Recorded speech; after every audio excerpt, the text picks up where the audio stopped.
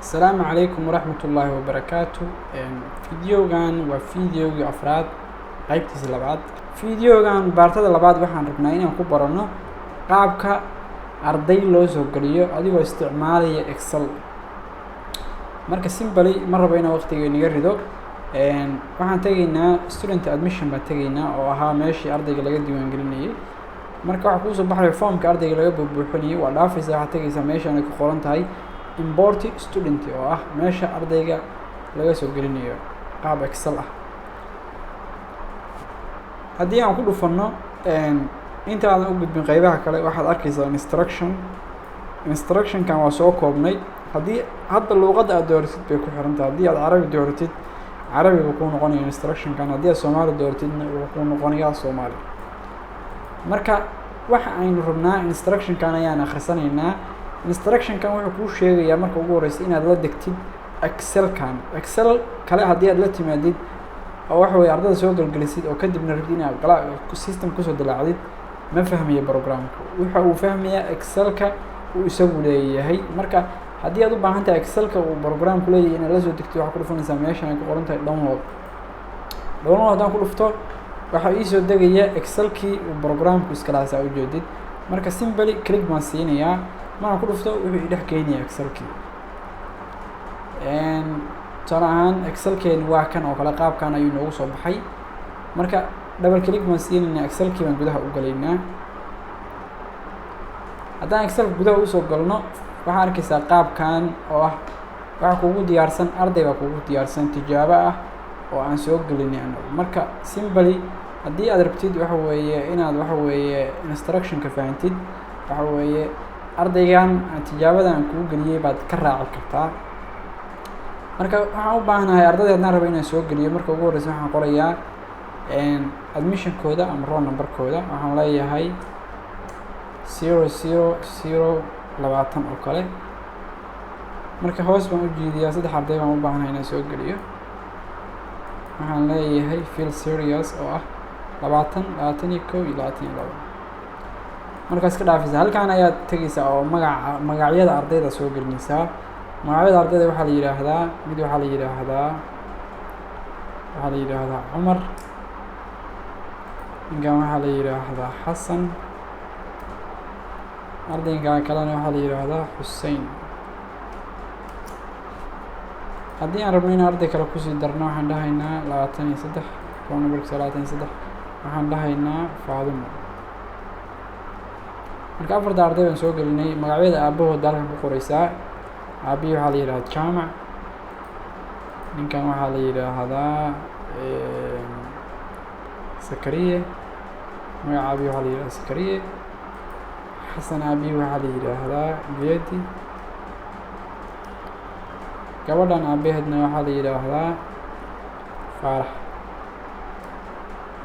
marka saasaan kusoo gelinay ardaydan. marka waxa ku xiga aad qoraysid waa genderkooda male iyo female waxay yihiin ama rag ama dhadig. ardaygan waa male. marka ardayda isku midkaa hoosunba u jiidaysa waxaa leedahay labadan ardayna waa rag, gabadhanna waxaa dhahaysaa female oo ah gabar.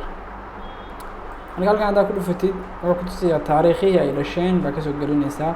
qaabka ay tahay ayaad usoo gelinaysaa.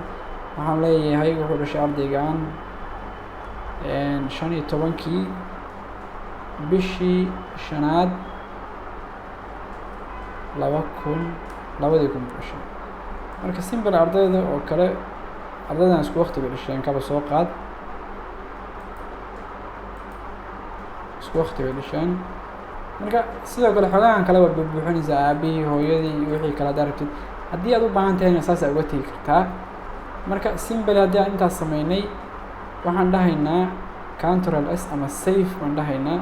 save haddaan dhahayna wuxuu leeyahay ma hubtaa buu ku leeyahay. waxaa leedahay haa. markaa save garayso dhahdid ma hubtaa ku yiraahdo haa dhahdid waa ka baxaysaa cancel baa dhahaysaa.